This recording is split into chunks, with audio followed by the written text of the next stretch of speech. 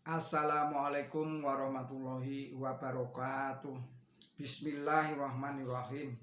Cinta dan empati atau belas kasih adalah dua hal yang berbeda. Karena cinta seseorang akan memperhatikan semua perkataan, semua perbuatan, dan semua keadaan orang yang dicintainya dengan rasa suka dan kagum, dan menginginkan agar keadaan demikian juga mewujud di dalam dirinya. Sementara di dalam empati, seseorang memperhatikan keadaan orang yang dibelas kasihani semata dengan perasaan takut atau khawatir bila mana orang itu akan terpuruk atau hancur. Orang yang benar-benar berempati tidak selalu memperlakukan orang yang dibelas kasihaninya itu dengan lembut. Dia akan memperlakukannya sesuai dengan situasi dan kondisi yang diperlukan. Terkadang dengan cara lembut dan terkadang dengan cara yang keras. Seorang dokter misalnya, kadang ia cukup memberi obat sirup pada satu pasien, tetapi tidak segan mengamputasi lengan atau kaki pasien lain demi menyelamatkan hidupnya. Terkadang dia harus membedah anggota badan sang pasien, tetapi cukup mengoleskan salep bagi seorang pasien lainnya. Sewaktu-waktu pergilah ke rumah sakit yang merawat ratusan pasien. Datangilah beberapa pasien dengan penyakit yang berbeda-beda itu.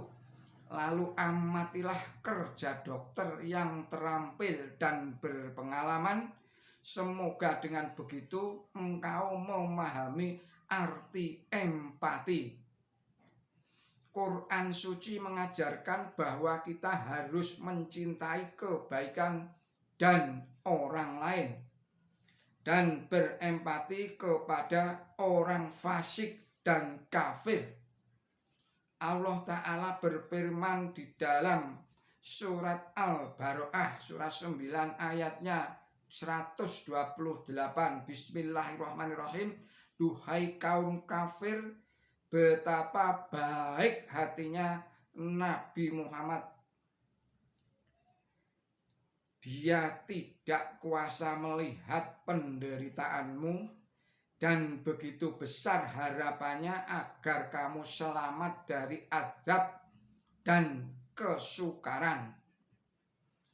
Allah Ta'ala juga berfirman di dalam surat Asy-Syura surat 26 ayatnya 3. Bismillahirrahmanirrahim. Apakah engkau Muhammad hendak bunuh diri karena duka citamu? Karena orang-orang itu tidak mau beriman. Begitu besarkah rasa belas kasihmu sehingga engkau nyaris mati dalam kesedihan karena keprihatinanmu atas keadaan mereka itu. Di tempat lain lagi di dalam Al-Quran suci, Allah Ta'ala berfirman di dalam surat Asy-Syams surat 91 ayatnya 17. Bismillahirrahmanirrahim.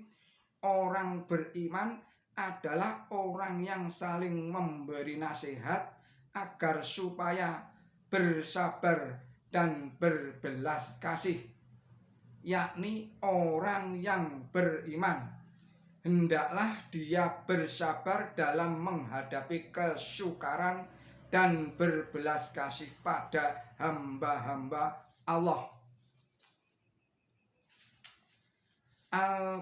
Ajaran Quran suci adalah cinta.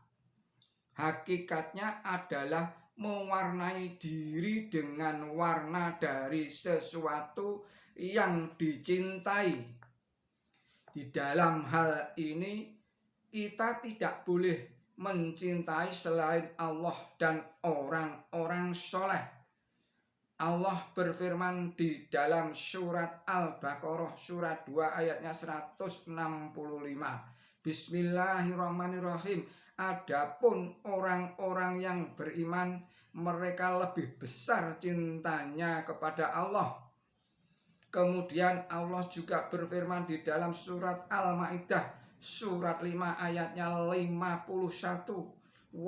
Bismillahirrahmanirrahim. Wahai orang-orang yang beriman, janganlah kamu mengambil kaum Yahudi dan kaum Nasrani sebagai kawan. Ini artinya kaum beriman tidak boleh mencintai kaum Yahudi dan kaum Nasrani. Di tempat lain di dalam Quran suci Allah juga berfirman di dalam surat Ali Imran surat 3 ayat 118. Bismillahirrahmanirrahim. Wahai orang-orang yang beriman, janganlah kamu mengambil sahabat karib selain orang-orang kamu sendiri. Ini artinya orang beriman janganlah mencintai orang yang tidak soleh. Sebagian orang Kristen karena tidak mengerti duduk perkaranya salah faham di dalam membaca ayat-ayat di atas itu tadi. Mereka berpandangan bahwa orang Islam dilarang mencintai orang Kristen dan para pemeluk agama lain.